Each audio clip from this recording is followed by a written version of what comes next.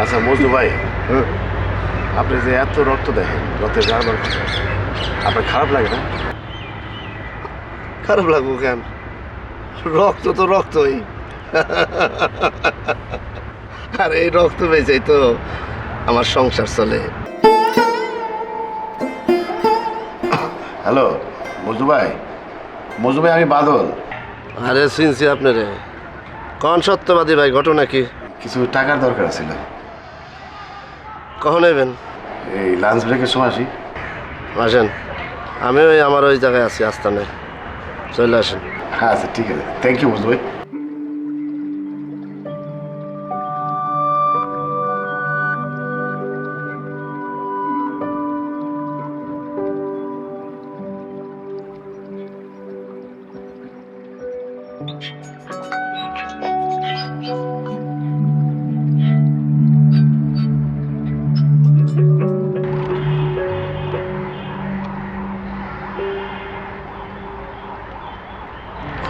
কলাটা হাতে নিয়ে বসে গেছে শিলা খান।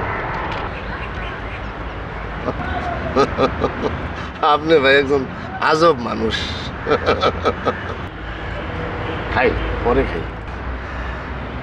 গত মাসে না রক্ত দিলেন? এত টাকা দিয়ে কি করেন ভাই? আপনার ভাই রাজ কপাল।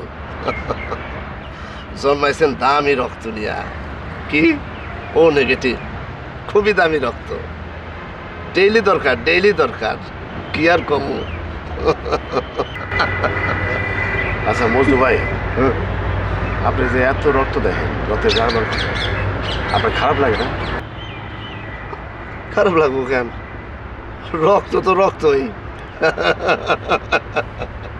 আর এই রক্ত বেঁচেই তো আমার সংসার চলে, টাকা পয়সা পাই। আপনার মনে খারাপ লাগতেছে, কলাটা খান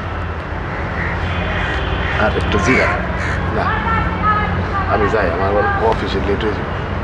আচ্ছা, আপনি তো মাত্র একটা ছেলে, সংসারে আর কেউ নাই, তাইলে আপনার এত অভাব কেন? কেন? আরে হাসেন না তো। আপনি না একটা অফিসে চাকরি করেন, ওরা টাকা পয়সা দেয় না?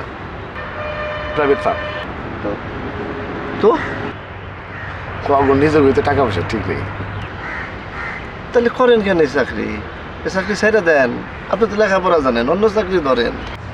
আমার কে চাকরি দিবে? এত কষ্টের মধ্যে আপনি আছেন, আজব মানুষ ভাই আপনি। আপনার জন্য মায়া লাগে, খুবই মায়া লাগে। আমি যাই, ওই 1.5 ঘন্টার ছুটি নিয়েছি তো, আর মাত্র হ্যাঁ 10 মিনিট বাকি আছে। যান, কলাটা খান আর সাবধান যান। পরে খাবো।